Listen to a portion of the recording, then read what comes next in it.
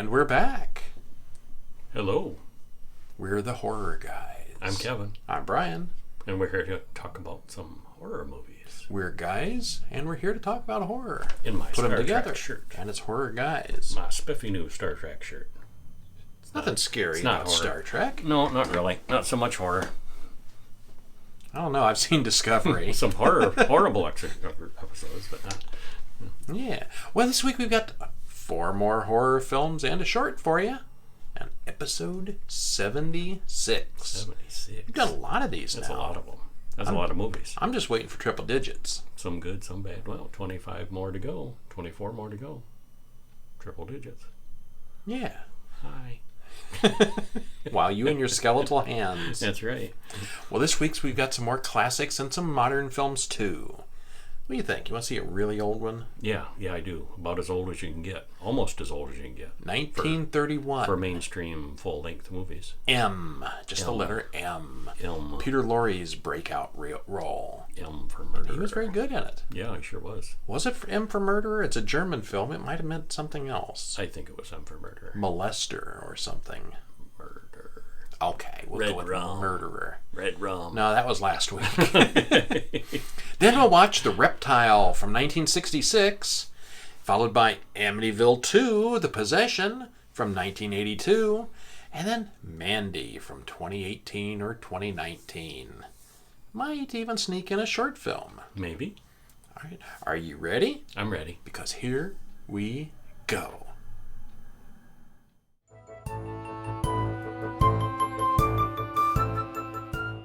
So, M, 1931, black and white. Fritz Lang's third movie. No, yes, at least third. I didn't realize that Metropolis was kind of a flop at the time. I mean, now it's considered this huge, tremendous, groundbreaking classic, and I still have to see it. It didn't do very well at all. And he had another movie in there that I can't recall the name of that also didn't do very well. And this was kind of his redeeming movie. It did do kind of well, depending on where. Didn't do well in Germany. Still considered a classic. No, it was not successful in Germany. Yeah, that's the problem. Yeah, and that one shut down for a while, and then it was hidden away for a while, and now it's considered one of the most important German films ever. It's had an interesting history, especially in the beginning. Mm-hmm. Yeah. The Germans didn't like it because it made Germany look bad. The star, the director, they all ended up leaving Germany because they were all Jews before World War II. Mm-hmm. Yeah, it was didn't even from the tone of the movie, what's going on and treated as normal in the movie. You see, things were kind of messed up there, even in the 30s. Yeah, and early 30s. Poor Fritz Lang. I mean, he was kind of making a statement against fascism and against the Nazi Party with this movie, and his wife joined the Nazi Party. And he's Jewish. He was Jewish, and so that marriage didn't last much longer past this. Yeah. Was he trying to say something about the Nazi Party, or was he just talking about criminals and they took it personally? The condition of Germany at this time. Yeah, things going on in Germany. Bad things coming, the bad things going on, big things getting worse. Yeah. Okay, directed by Fritz Lang, written by Thea von Harbou and Fritz Lang, stars Peter Lorre, Ellen Widman, and Inge Landget. Hour and 39 minutes. It's not silent, but it has long silent stretches, and it is subtitled because it was done in Germany. And the story is that sound was expensive to do at that time. It could be done, but he chose to both save money, or maybe it was an artistic choice. It's kind of a little bit disputed.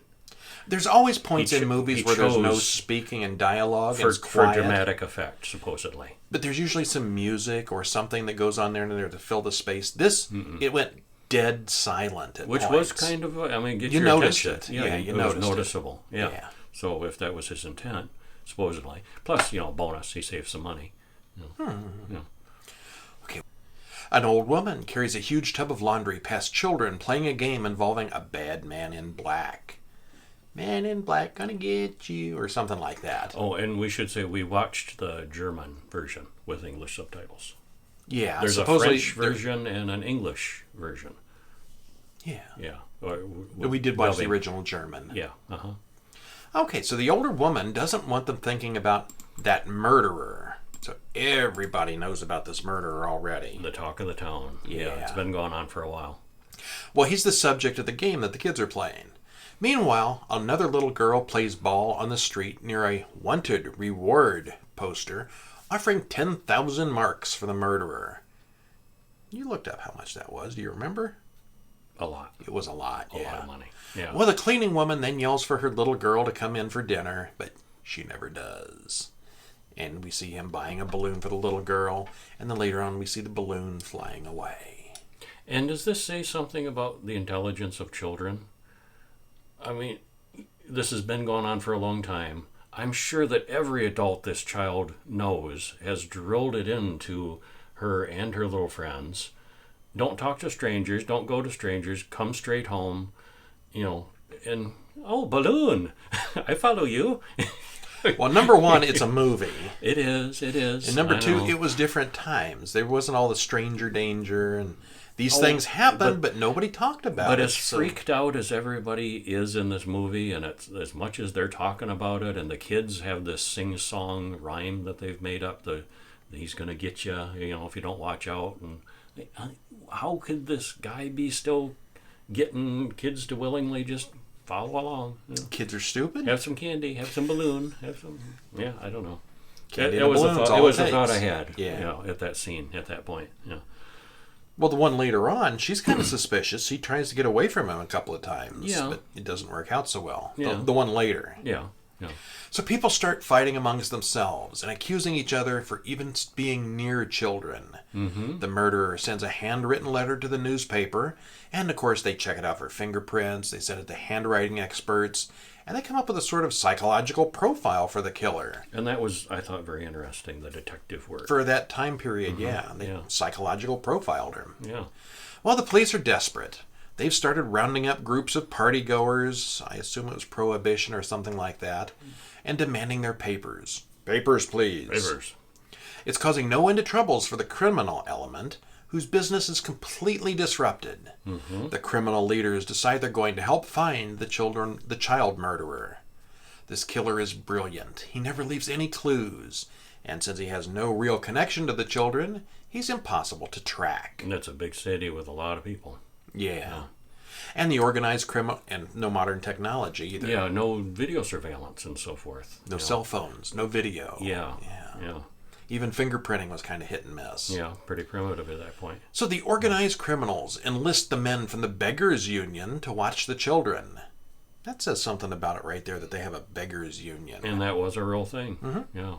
And it seems to work because they're everywhere. We occasionally get glimpses of Mr. Beckert whistling "In the Hall of the Mountain King" everywhere he goes. His personal theme song.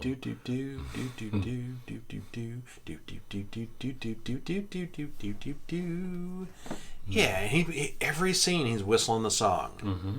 He's I'm not going to whistle it, He's though. the hero of his own story. He is. Yeah. So a police inspector stops at Mr. Beckert's apartment. They're checking everybody's place, so this is just routine. And the landlady lets him in. He searches the place and finds a letter and a pack of Aristons in the trash can.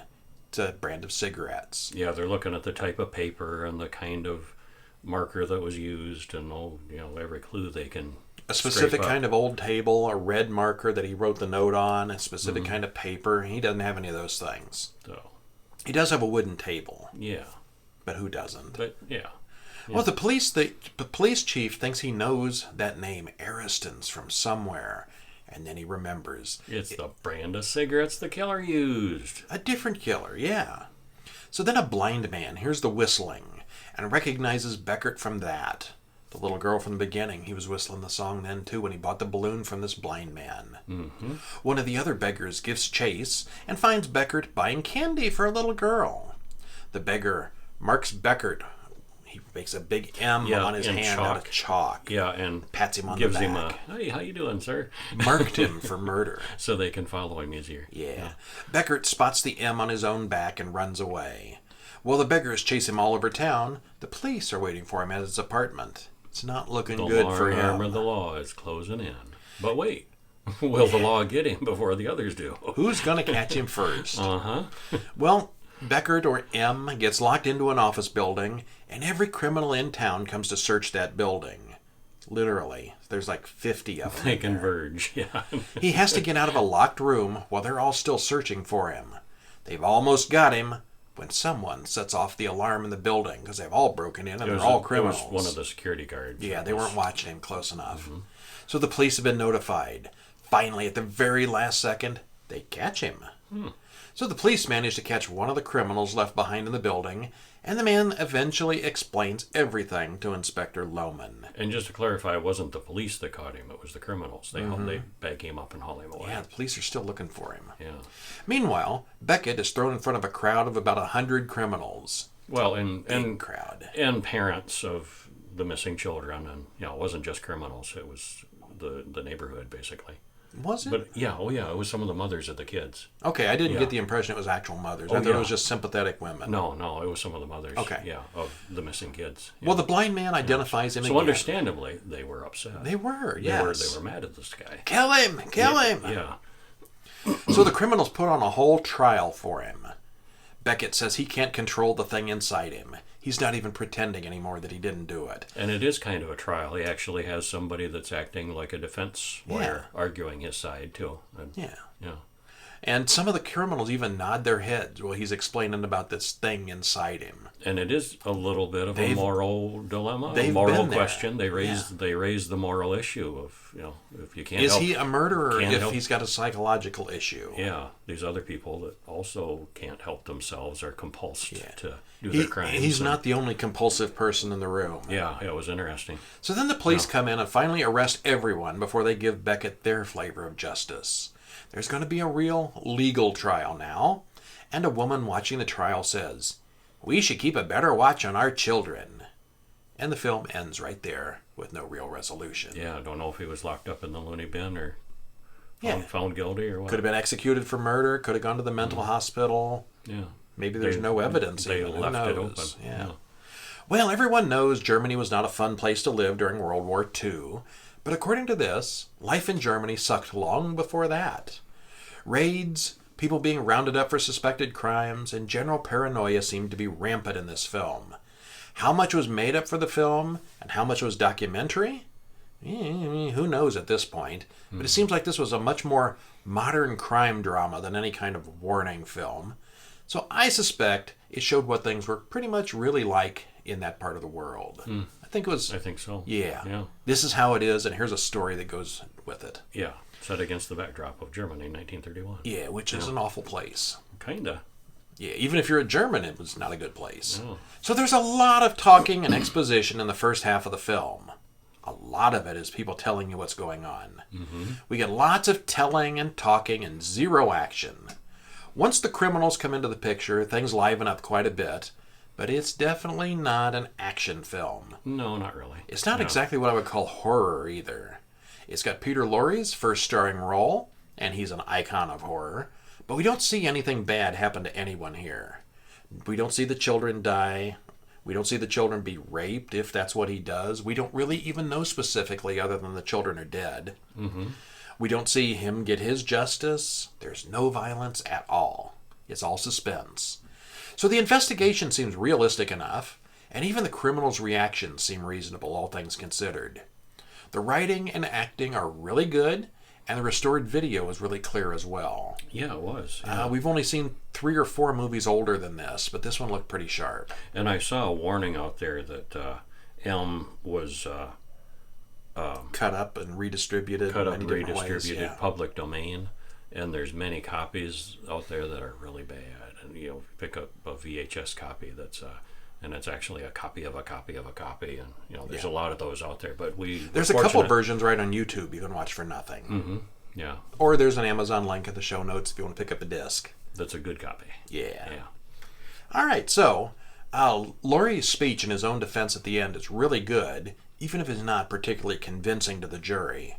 It sets up a good moral argument about whether or not the mentally ill should be punished or treated. It doesn't really answer the question, but it definitely asks it in an interesting way. Mm-hmm. The open ending of the film could go either way. He might have been executed, or he might have wound up in the asylum. And it's for the viewer to decide which is real justice. So if you got somebody who's a pedophile and their pedophilia is a mental illness, nobody's going to argue with that one.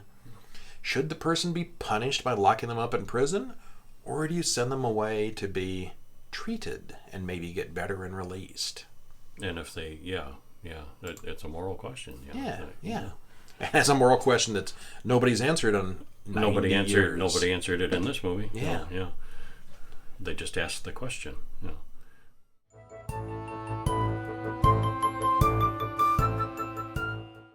Speaking of asking the question, did we see a Hammer film this week? We did. We saw The Reptile from 1966. Yeah. Which was never released in the United States. You can get it on Region 2 DVD, and let me tell you, that's a hassle.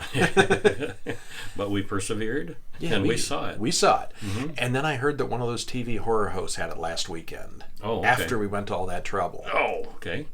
I don't know. It wasn't Sven Gulli. It was somebody else that a little less famous. Okay. But yeah, wow. Yeah. Okay, so The Reptile from 1966, directed by John Gilling, written by Anthony Hines, stars Noelle Willman, Jennifer Daniel, Ray Barrett, hour and 30 minutes, and there is a link in the show notes if you have the hardware to watch this thing. An Amazon link. So what'd you think of it?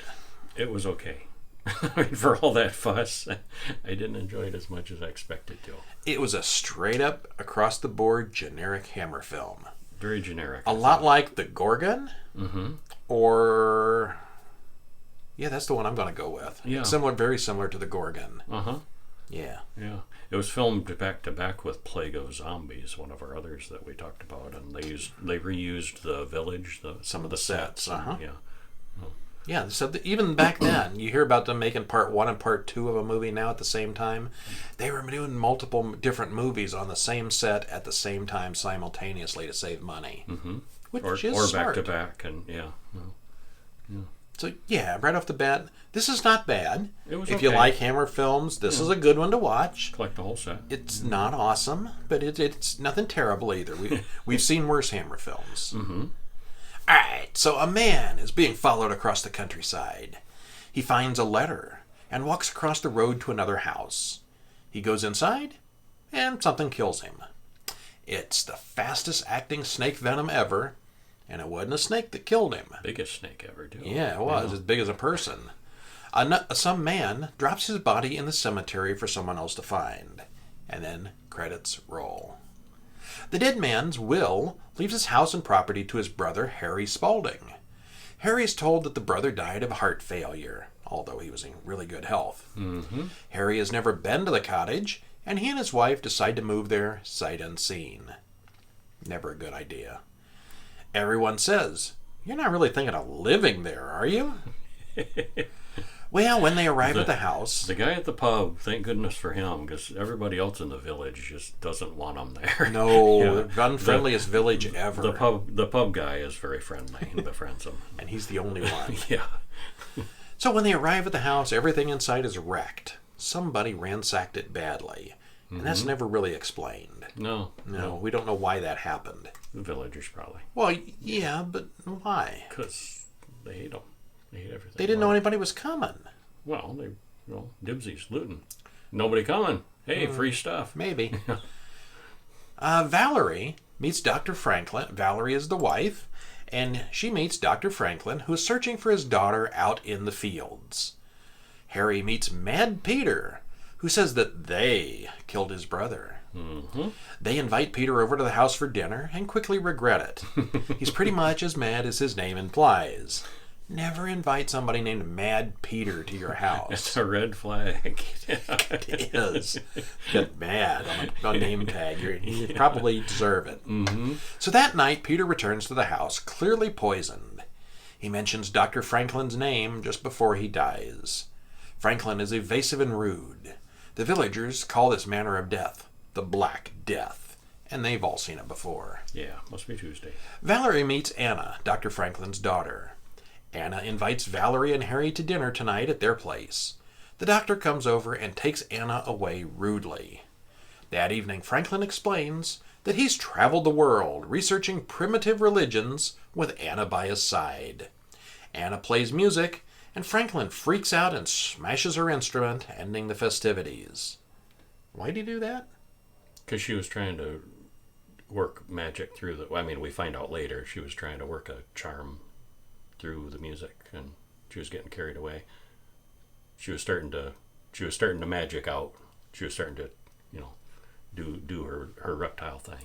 Things are not clear. Spoilers anyway. It's not very clear. I thought she's a reptile. I thought it became a little more understandable later, but yeah. You knew what was happening by this point. Yeah, it's almost a hypnotic song that, and then she starts kind of getting into a trance, and and he realizes that she's greening out or about to, and but it just to the couple, it just looks like a total overreaction, because he literally smashes her instrument. Yeah, a little over the top there. Yeah, a little bit. Okay, so when they go home, Franklin's servant comes out of the back room and says he'll be punished for the rest of his miserable life. And it's clear at this point that Dr. Franklin is not the one in charge of this household. Mm-hmm. Tom, the bartender, has, out of the blue, gone and dug up Mad Peter, because that's what you do on Saturday night. Shallow graves. Yeah. Nobody's talked to this guy before. He just went and did this. Yeah. And he finds fang marks on the back of his neck. He wants Harry to help him dig up Harry's brother as well. And sure enough, Harry's brother's marks are the same. They were both killed by the same creature. And Harry says it looks like the bite of the king cobra. And how Harry knows that, we don't know. Mm-hmm. Harry gets a note from Anna that says, "Help me!" He goes over to their house and slips inside through a window. He finds Anna, who is now a giant reptile woman. She bites him on the neck and he runs away. He rushes home and cuts the venom out. Yeah, it wasn't a full-fledged bite either. It was just a quick nibble. Yeah. So he ends up surviving it. Spoiler. More or less, yeah. Franklin returns home to find that Anna has dissolved into a husk of her former self. And it's actually she's shed. Yeah, like snakes do. Yeah. And Valerie goes over to the house and sneaks inside as well. Nobody ever goes in the door of this place. Nah. Franklin pulls a sword off the wall and goes after Anna, but then he stops to let all the little animals out of their cages. Because he's that kind of guy. There's a monster downstairs has to be killed, but first we'll let the rabbits out. First we'll let the rabbits out, yeah. All right, well, the servant rushes in, and a lantern gets broken. Franklin and the servant fight. The servant ends up in the molten pit of goop, and the house is now on fire. Must be a Hammer film. Franklin explains everything to Valerie. They're both locked in a room together, so he has to tell the whole plot. Oh, yeah. Explain everything. Exposition. As you know, Valerie. Because we're all going to die. I will explain my vicious plan. Well, it wasn't that vicious. He was kind of a victim himself. Yeah, he was not the main guy behind it. Yeah. So there was one particular cult that kept evading him, the Snake People. He finally tracked them down and learned their secrets. And did he regret it? The Snake People then took Anna and cursed her to become a snake person, kind of a were-snake. Yeah. We don't know why she changes or when she changes. Not like a werewolf exactly, but it kind of is too. Mm-hmm. She's been killing people in the village for quite some time. Franklin locks himself and Valerie in a room and waits for the fire downstairs to consume them. Meanwhile, Anna wakes up. Anna kills Franklin and menaces Valerie as well, until Tom and Harry break in a window and rescue her. The house burns down, taking Anna with it. The end. Mm-hmm. Well, once we knew who the servant was, the main idea of what was happening became clear. Yeah, the servant was one of the cult guys. Yeah. But the mystery was why this was happening in the first place. Yeah. It's still not quite clear what Franklin did to anger the natives, but it must have been something pretty good. Just violated their customs. Yeah. Michael Ripper, who's been in most of the Hammer films, finally gets a role with some serious screen time playing Tom the bartender. Noel Willman as Dr. Franklin was also good in this, switching between a grouchy old bastard and terrified father from one scene to the next. Mm-hmm. We'd previously seen him in the title role of Kiss of the Vampire. He was Count something in that one. Was he a Count? Yeah, I believe so. Yeah. Yeah. And the other actors are kind of bland and interchangeable, honestly. Yeah, they could have been Hammer actor number 12. Mm-hmm. This was a bit on the long side, but if you generally like the Hammer films, this one's a little harder to get a hold of, but it is worth the effort. It's a good one. I thought so. Yeah. I enjoyed it. Yeah.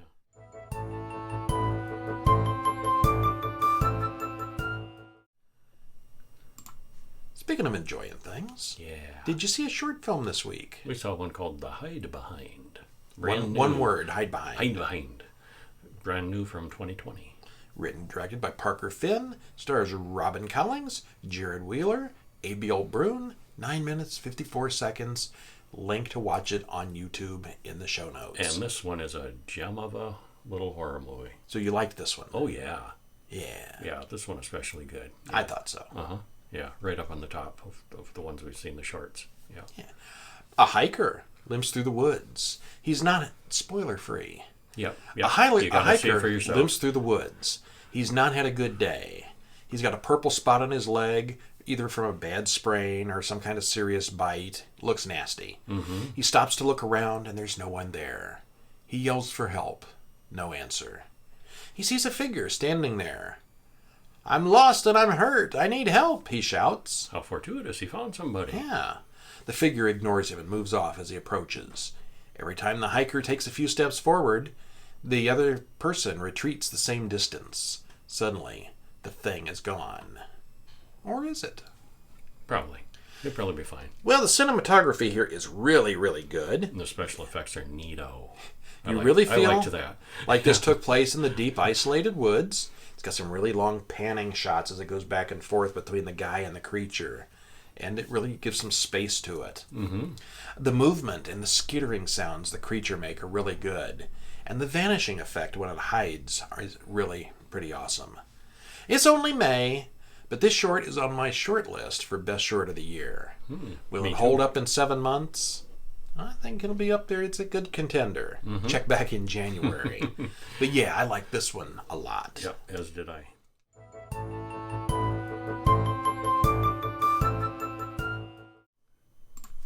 So, all right. So we got a bunch of winners. We really liked that short. We got a bunch of winners this week. We're on a roll, right? Crash. Oh, and then it comes to a screeching halt. Amityville II, The Possession from 1982. This is the first sequel to the main original movie. Oh, this was... Josh Brolin, Margot Kidder, Rod Steiger in the first one. And this one's got that guy you recommend as a wife beater. The guy you recognize as a wife beater. The guy you recognize from all the 70s movies.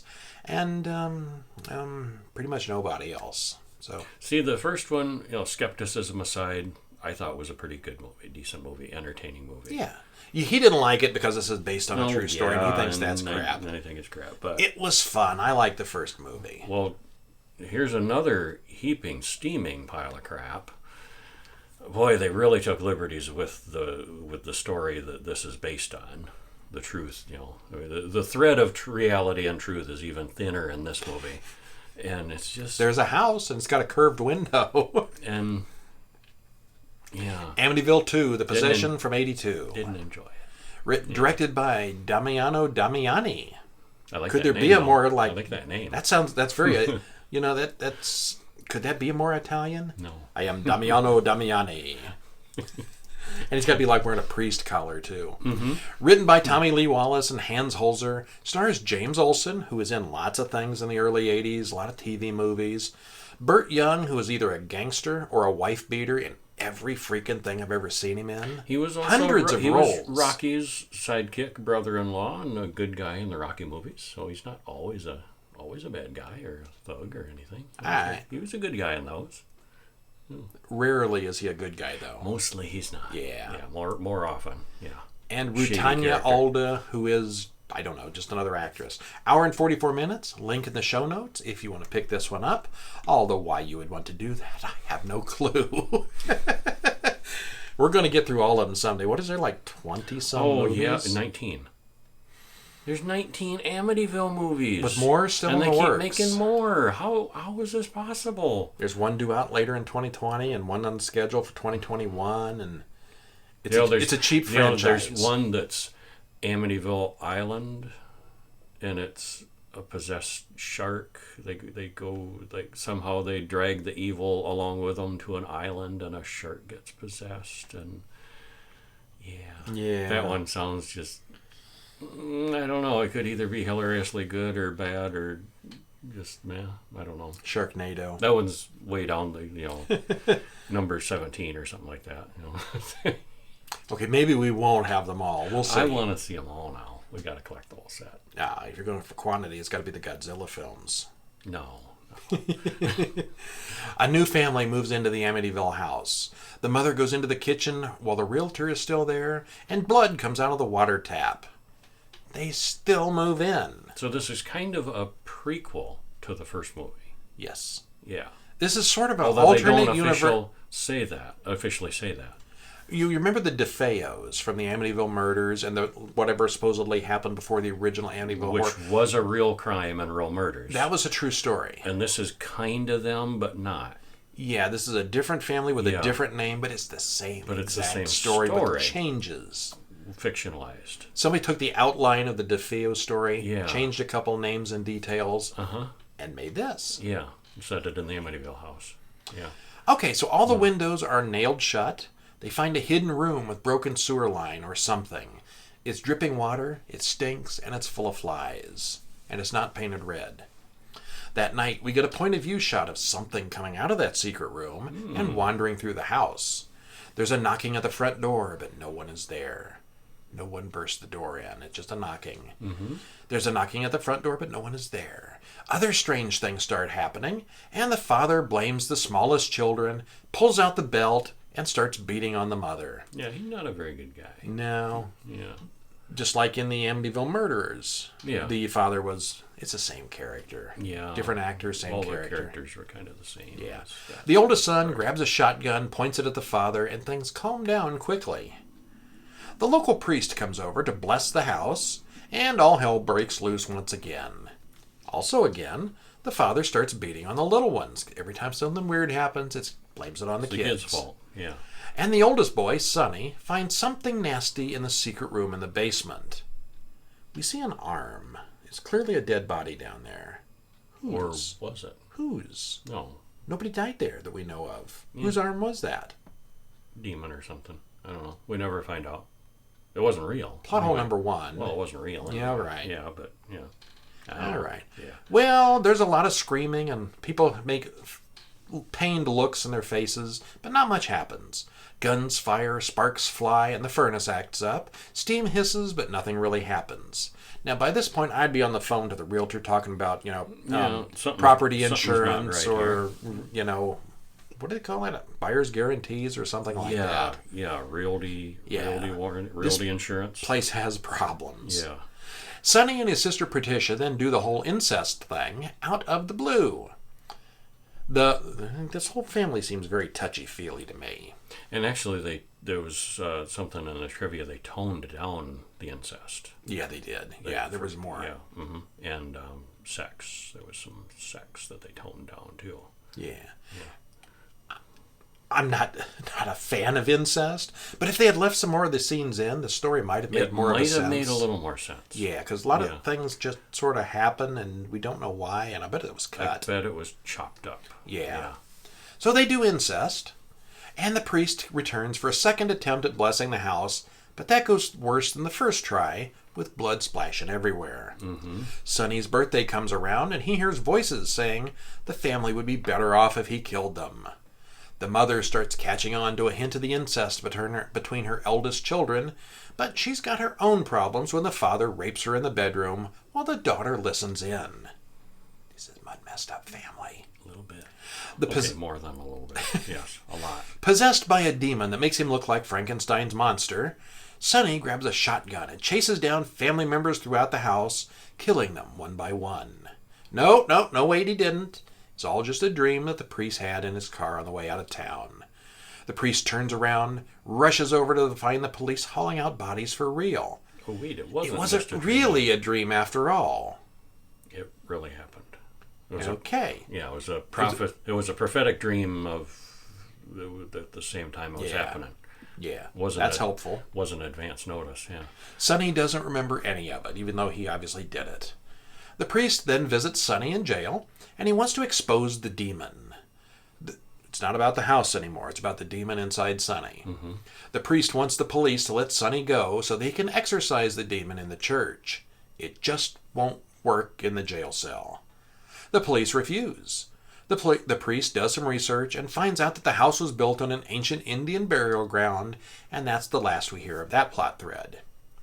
The detective gives the priest a key to the cell, gives him his gun, and tells the priest, "Hit me right there and knock me out." That goes badly, and Sonny and the priest end up at the Amityville house instead, in the basement. Things soon devolve into a fairly standard exorcism ritual. And you know I watch too many movies if I'm talking about a fairly standard exorcism ritual. Just the usual. It's the usual. Yeah. And Sonny is then freed from the demon, which I'm sure the police will accept with no issues at all and release him on no problems, no questions asked. Yep. The priest, on the other hand, is now possessed, but the movie ends there, so, whatever. So there was actually an Amityville II book, but this is based on a different book, which was very loosely based on the DeFeo story that we've seen before. The film Amityville Murders from 2018, that we have a review here on the site, or you can check out the old video or the podcast, told the story much better and was far more entertaining.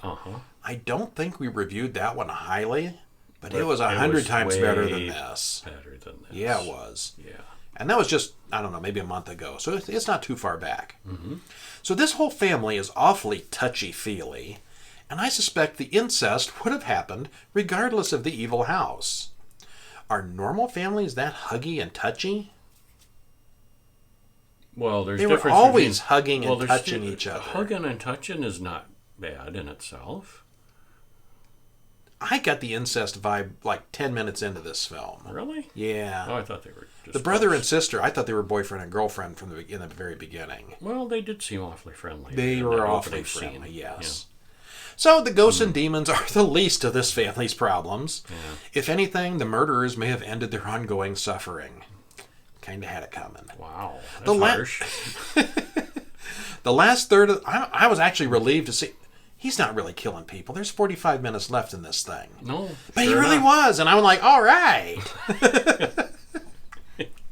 So the last third of the movie, with the police, lawyers, and the trial, are boring, unrealistic, and very contrived. The exorcism is pretty much like every other exorcism you've ever seen in a film, with absolutely nothing new here.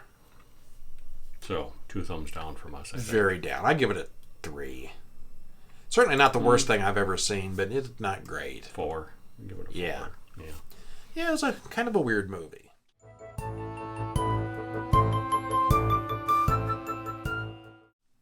Speaking of weird movies. Oh, speaking of weird movies. Weird and trippy movies. Mandy. Mandy. From 2018, released 2019. You can see this one on Shudder, or there's a link to pick it up on DVD at Amazon. Directed by Panos Cosmatos. I would love to be named Panos Cosmatos. 'Tis me, 'tis I, Panos Cosmatos. Oh, you'd go around saying that all day long. I might anyway. Directed by Panos Cosmatos and Casper Kelly. Written by Panos Cosmatos and Aaron Stewart-Ahn. Stars Nicolas Cage, Andrea Riseborough, and Linus Roach. 2 hours, 1 minute. It's a long one. And like I said, Shudder or Amazon has it. Link in the show notes. So, what'd you think? I thought it was great. Liked it. I was kind of down on it the first hour. And then it got good. It gets better. I will say that. But if you're going to watch it, be patient. I liked it even from the beginning. Yeah, I think that's good advice even, from both of us. Yeah, Be patient with it. Yeah. Because it does take a little while to get going. Once it does, it's quite a ride. Yeah, it's something. Which is what everything I'd heard about it said it was something. Yeah. And then I'm like, this is kind of slow. It does have a slow start. Yeah, it does. Yeah. All right. And a lot of it in the beginning doesn't make much sense. There's some weird... No, it's there's dreams. I think people and have dreams premonitions. and people have visions and, Drugs. Yeah, a lot of it's just weird. hallucinations and, trippy and, So we start out in the Shadow Mountains in 1983, where Red Miller is a lumberjack. He goes home to his wife, and they talk about which planet in the sky is their favorite, which then turns into a comic book discussion about Galactus. You know Nicolas Cage is involved if Galactus comes into it. Because how often do we talk about Galactus? He's a comic book nut. Yeah, well, at least it's not Superman. He certainly does look lumberjacky in this. He does. He bulked up some, and I think they emphasize his size, and he's pretty badass. He's not really in the beginning. I just thought, look, it's Nick Cage with a beard. But later on, he's badass, yes. Yeah. So they sleep. Did they sleep outside in a tent, or was it just a weird cabin with some strange windows? Weird cabin with strange windows. Yeah, I thought so, yeah. It was very It's a very outdoorsy type of cabin. When she wakes up in the morning, his wife Mandy hears strange animal calls and finds a dead animal. An unclear amount of what I just said was actually Red's bad dream. Some of it was real. I don't know. It is hard to tell. Mandy also has a dream where a group of people in a car are coming towards her. They are Jeremiah and the children of the new dawn.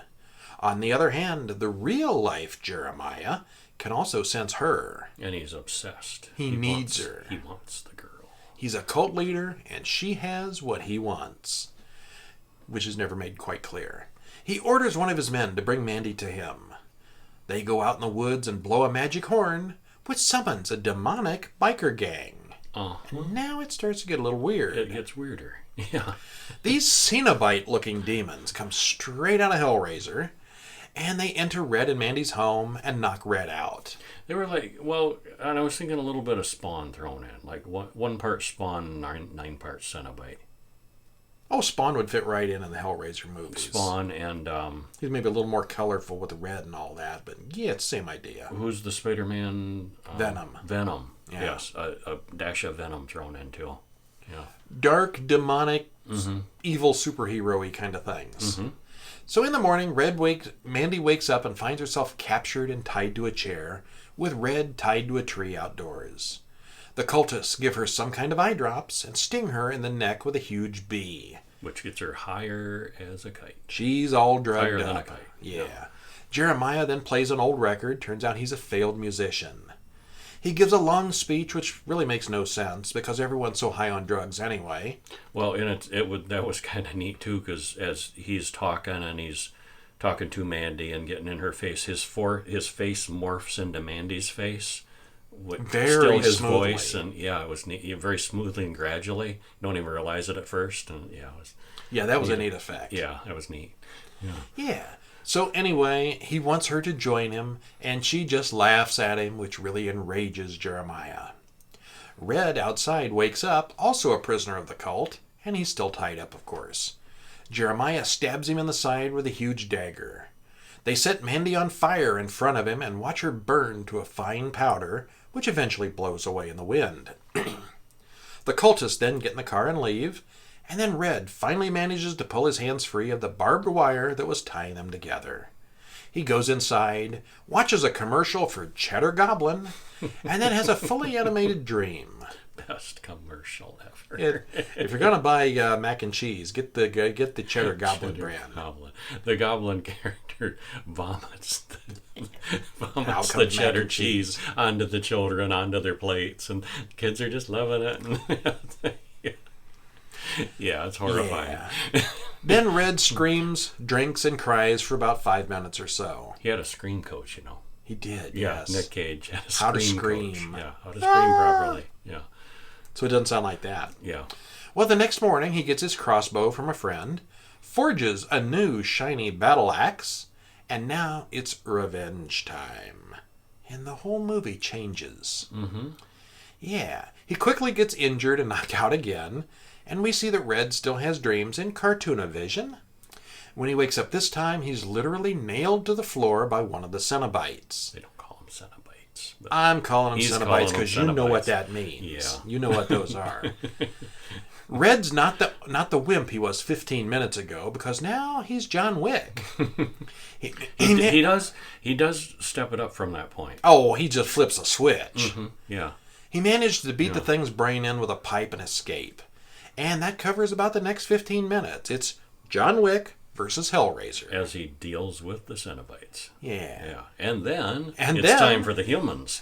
Time to go after the cultists. And we were thinking, they're going to be easier to kill than these Cenobite things were. And they were. But in interesting ways. Yeah, they were And, fun. Yeah, there's still a fight. Still fights. And, Yeah.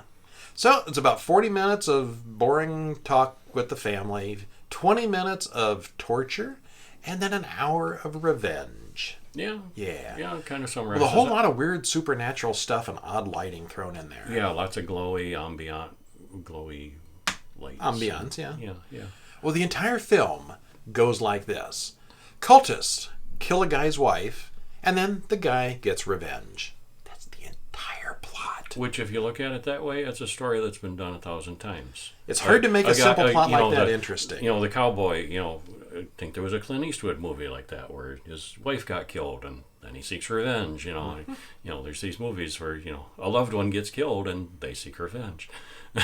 Yeah, it's hard to make a simple plot like that sound interesting, but they managed to. They did it. Yeah, they pulled it off. Yeah, the first half I thought was still kind of dull, but it more than makes up to it in the second half. Mm-hmm. It's weird from the beginning. The lighting is mysterious and unearthly in every scene, but it's interesting sort of just to look at. Some characters, what he said, just morph into other characters in mid-sentences, voices and all, which was pretty cool. Mm-hmm. And it's also got some of the juiciest gore scenes I've seen this year. That was very wet. Yes. And it all looks very realistic. Uh-huh. There are some huge segments of the film that make no logical sense at all, but at least it's fun to watch. Yeah. What do you think that very ending shot was? I don't know. Was That's there a kind of meaning to open to that? interpretation. That could have been a hallucination, or he was seeing the planets, or she was back as a spirit, or all kinds of interpretation, I thought. Well, you could take it as he's been in hell the whole time. Or the whole he thing. was stabbed, The whole thing was, The whole stabbing thing just sort of gets forgotten about. Well, he does pour some booze on it, and then it's all better. Yeah, that's all it takes. Which is often, what the what knife they do was in a this movie. long. It's often what they do in a movie. Yeah. They pour some booze on it, drink some, and hey, ready to go. Well, he could be dead, and he's become like a spirit of vengeance, which is how he got to be so badass all of a sudden. Mm-hmm. That's kind of my take on it. Because he's clearly not on Earth in the very last scene. It doesn't look like it. Yeah. Yeah. And that's the only real explanation I've got. But yeah, it's really see it cool. for yourself and see what you think. Yeah. And if you've already seen it, explain it to me.